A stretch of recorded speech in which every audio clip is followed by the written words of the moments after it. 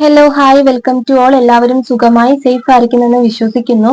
നമുക്കിപ്പം നിങ്ങളുടെ പേഴ്സൺ നിങ്ങളുടെ കാര്യത്തിൽ എന്താണ് അടുത്തതായിട്ട് തീരുമാനിക്കാൻ പോകുന്നത്, അവരുടെ നെക്സ്റ്റ് ആക്ഷൻ എന്താണ് എന്നുള്ളത് നോക്കാം.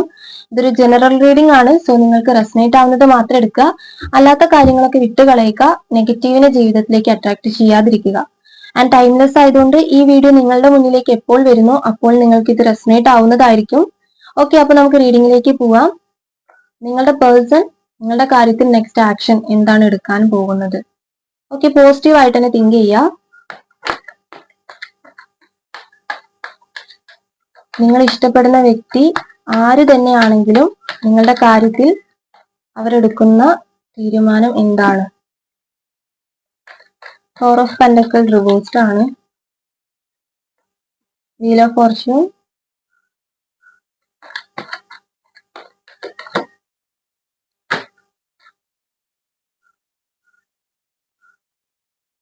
ടു ഓഫ് കപ്സ് ആണ്,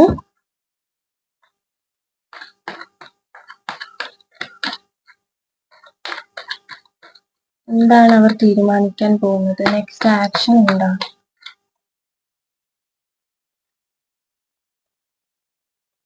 എയ്റ്റ് ഓഫ് സോർഡ്സ് ആണ്,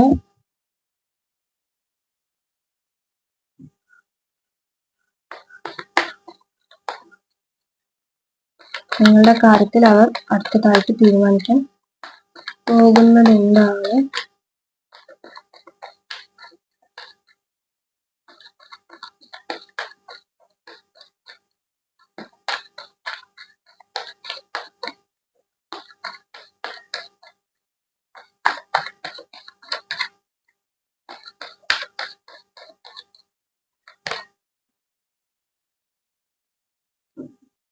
Five of Cups, the Sun card, Five of Wands, the Hierophant. Bottom of the deck വന്നിട്ടുള്ളത് seven of pentacle and king of swords ആണ്. ഓക്കെ, അപ്പൊ നിങ്ങൾക്ക് കിട്ടിയിട്ടുള്ള കാർഡ്സ് ഇതാണ്. ഈ കാർഡ്സിൽ നിന്ന് മനസ്സിലാകുന്നത് നിങ്ങൾ തമ്മിൽ വളരെയധികം സ്നേഹമുള്ള രണ്ടുപേരാണ്. അതായത് നിങ്ങൾക്ക് തോന്നുന്ന അതേ സ്നേഹം തന്നെ നിങ്ങളുടെ വ്യക്തിക്കുമുണ്ട്. പക്ഷേ ഇപ്പൊ നിങ്ങൾ ഫൈറ്റിലായിരിക്കാം. അതായത് ഇപ്പൊ നിങ്ങൾ തമ്മിൽ ഒരു ഓൺ ആൻഡ് ഓഫ് റിലേഷനോ അല്ലെങ്കിൽ എന്താ പറയാ വന്നു പോകുന്ന ഒരു റിലേഷൻ അല്ലെങ്കിൽ ഒരു സ്മൂത്ത് ആയിട്ട് പോകുന്നുണ്ടാവില്ല നിങ്ങളുടെ റിലേഷൻഷിപ്പ്. ഓക്കെ, അതായത് നിങ്ങൾ തമ്മിൽ ഫൈറ്റ് ചെയ്തുകൊണ്ടിരിക്കുന്നുണ്ടാകാം. ഒരാൾ പറയുന്നത് ഒരാൾക്ക് അഡ്ജസ്റ്റ് ചെയ്യാൻ പറ്റുന്നുണ്ടാവില്ല, അല്ലെങ്കിൽ ഒരാൾ പറയുന്നത് ഒരാൾക്ക് മനസ്സിലാവുന്നുണ്ടാവില്ല, നിങ്ങൾ പറയുന്നത് നിങ്ങളുടെ വ്യക്തിക്ക് മനസ്സിലാവുന്നുണ്ടാവില്ല, അല്ലെങ്കിൽ അവരുടെ സിറ്റുവേഷൻ നിങ്ങൾക്ക് കണ്ടറിയാൻ പറ്റുന്നുണ്ടാവില്ല. ഇങ്ങനെയൊക്കെയുള്ള സിറ്റുവേഷനിലൂടെ ആയിരിക്കാം ഇപ്പൊ നിങ്ങൾ നിങ്ങളുടെ റിലേഷൻഷിപ്പ് പോയിക്കൊണ്ടിരിക്കുന്നത്. ഓക്കെ, പക്ഷെ നിങ്ങൾ രണ്ടുപേരും ഒരേപോലെ നല്ല സ്നേഹമുള്ള വ്യക്തികളാണ്. ഇവിടെ ടു ഓഫ് കപ്സ് വന്നിട്ടുണ്ട്. എന്താ പറയാ, നിങ്ങൾക്ക് ഒന്ന് ഓപ്പൺ ആയിട്ട് സംസാരിച്ചിട്ടുണ്ടെങ്കിൽ ഇവിടെ കമ്മ്യൂണിക്കേഷൻ ഇല്ലാത്തതായിട്ട് കാണുന്നുണ്ട്. പ്രോപ്പർ ആയിട്ടുള്ള കമ്മ്യൂണിക്കേഷൻ ഇവിടെ ഇല്ല. നിങ്ങൾ പ്രോപ്പർ ആയിട്ടൊന്ന് കമ്മ്യൂണിക്കേറ്റ് ചെയ്തിട്ടുണ്ടെങ്കിൽ നിങ്ങൾക്ക് ഈ പ്രശ്നങ്ങളെല്ലാം തന്നെ സോൾവ് ചെയ്യാൻ സാധിക്കും. കാര്യം ഒരാൾ എന്താണ് പറയുന്നതെന്ന് മറ്റേ ആൾ കേൾക്കുവാണെങ്കിൽ അവിടെ ഒരു സൊല്യൂഷൻ ഉണ്ടാക്കാൻ പറ്റും. പക്ഷെ നിങ്ങളിൽ ആരും ഒരാൾ ഇതിന് തയ്യാറല്ല. ഓക്കെ, എന്തൊക്കെയോ സിറ്റുവേഷൻസ് കൊണ്ട് നിങ്ങളുടെ പേഴ്സൺ നിങ്ങളെ മാറ്റി നിർത്തുന്നതും അവോയ്ഡ് ചെയ്യുന്നതായിട്ട് ഇവിടെ കാണിക്കുന്നുണ്ട്. ഇതൊരു കർമ്മയാണ് നിങ്ങളുടെ അവരുടെ ലൈഫിൽ നടക്കുന്നത് എന്നുള്ളത് നിങ്ങൾ മനസ്സിലാക്കുക. ചില ദൗത്യങ്ങൾ അവർക്ക് ചെയ്തു തീർക്കാനുണ്ട്. ഓക്കെ, അത് മാത്രമല്ല ചില കോമ്പറ്റീഷൻ, അതായത് നിങ്ങൾക്ക് വേണ്ടിയിട്ട് വേറെ ആരോടൊക്കെയോ അവർക്ക് ഫൈറ്റ് ചെയ്യേണ്ടി വരുന്ന ഒരു അവസ്ഥ ഇവിടെ കാണുന്നുണ്ട്. മേ ബി അത് നിങ്ങളുടെ ഫാമിലി മെമ്പേഴ്സിനോടായിരിക്കാം, അല്ലെങ്കിൽ ഏതെങ്കിലും ഒക്കെ വ്യക്തികളോടായിരിക്കാം. ആരോടൊക്കെയോ നിങ്ങളുടെ കാര്യത്തിൽ നിങ്ങളുടെ പേഴ്സണ് ഫൈറ്റ് ചെയ്യേണ്ടി വരുന്ന ഒരു അവസ്ഥ ഇവിടെ കാണുന്നുണ്ട്. ഓക്കെ, അതുപോലെ തന്നെ കാര്യങ്ങൾ കുറച്ച് തന്ത്രപൂർവ്വം മുന്നോട്ട് കൊണ്ടുപോകണമെന്ന് നിങ്ങളുടെ പേഴ്സൺ ഇപ്പോൾ തീരുമാനിച്ചിട്ടുണ്ട്. കാര്യം നിങ്ങൾ തമ്മിൽ ഇപ്പോൾ ഒരു നോ കോണ്ടാക്ട് സിറ്റുവേഷനോ അല്ലെങ്കിൽ പ്രോപ്പർ ആയിട്ടൊരു കമ്മ്യൂണിക്കേഷനോ ഒന്നും ഇല്ലെങ്കിൽ അത് എങ്ങനെ മുന്നോട്ട് കൊണ്ടുപോകണം, അല്ലെങ്കിൽ നിങ്ങളടുത്ത് എന്ത് സംസാരിച്ചാലാണ് നിങ്ങളൊന്ന് കൂളാവുന്നത്, എന്ത് സംസാരിച്ചാലാണ് നിങ്ങളെ പഴയതുപോലെ കിട്ടുന്നത് എന്നൊക്കെ ഈ പേഴ്സണ് നല്ല രീതിക്ക് അറിയാം. അവർ എന്ത് ചെയ്തിട്ട് നിങ്ങളടുത്തോട്ട് വന്നിട്ടുണ്ടെങ്കിലും നിങ്ങൾ അക്സെപ്റ്റ് ചെയ്യാൻ തയ്യാറാണ് എന്നുള്ളതും ഈ പേഴ്സൺ അറിയാം. കാര്യം നിങ്ങൾ അത്രയും സ്നേഹം കൊടുത്തിട്ടുള്ള ഒരാളായിരിക്കാം. ഓക്കെ, തുടക്ക സമയത്ത് നിങ്ങൾ തമ്മിൽ സ്നേഹത്തിലേക്ക് വന്ന സമയത്തും വളരെയധികം സ്നേഹം ഈ പേഴ്സൺ നിങ്ങൾക്ക് തന്നിട്ടുണ്ടാകും. അതേ അളവിൽ തന്നെ നിങ്ങളും തിരിച്ച് ആ പേഴ്സണ് സ്നേഹം കൊടുത്തിട്ടുണ്ടാവും. പക്ഷെ ഇപ്പോൾ എന്തൊക്കെയോ സിറ്റുവേഷൻ കൊണ്ട് നിങ്ങൾക്ക് പരസ്പരം അണ്ടർസ്റ്റാൻഡ് ചെയ്യാൻ പറ്റുന്നില്ലാത്ത ഒരു സിറ്റുവേഷനാണ് കാണുന്നത്. എന്നാൽ ചില കാര്യങ്ങൾ ആലോചിക്കുമ്പോൾ നിങ്ങളുടെ വ്യക്തിക്ക് വളരെ ഒരു കൺഫ്യൂഷൻ ആകുന്നുണ്ട്. ഒരു എന്താ പറയാ, ഒരു ഒരു പേടിയൊക്കെ വരിക. അതായത് ചിലപ്പോൾ മേ ബി നിങ്ങളുടെ ഈ പേഴ്സൺ നിങ്ങളുടെ അടുത്ത് വളരെയധികം തെറ്റ് ചെയ്തു പോയിട്ടുള്ള ഒരാളായിരിക്കാം. അവരുടെ തെറ്റ് മറച്ചു വെക്കാൻ വേണ്ടിയിട്ട് അവർ ചെയ്തിട്ടുള്ള കാര്യങ്ങൾ നിങ്ങളുടെ തലയിൽ എടുത്തിടാൻ വേണ്ടി ശ്രമിക്കുന്ന ഒരാളായിരിക്കാം. കാരണം ഒരു ഈഗോയിസ്റ്റിക് ആയിട്ടുള്ള, ഒരു സെൽഫിഷ് ആയിട്ടുള്ള ഒരു പേഴ്സൺ, അങ്ങനെയുള്ള വ്യക്തികളുടെ, അതായത് നിങ്ങളുടെ വ്യക്തികളുടെ എനർജിയാണ് ഇവിടെ കിട്ടുന്നത്. സോ അവർ ചെയ്തിട്ടുള്ള കാര്യങ്ങൾ നിങ്ങളുടെ തലയിൽ എടുത്തിടാൻ വേണ്ടി ശ്രമിക്കുന്നതായിരിക്കാം.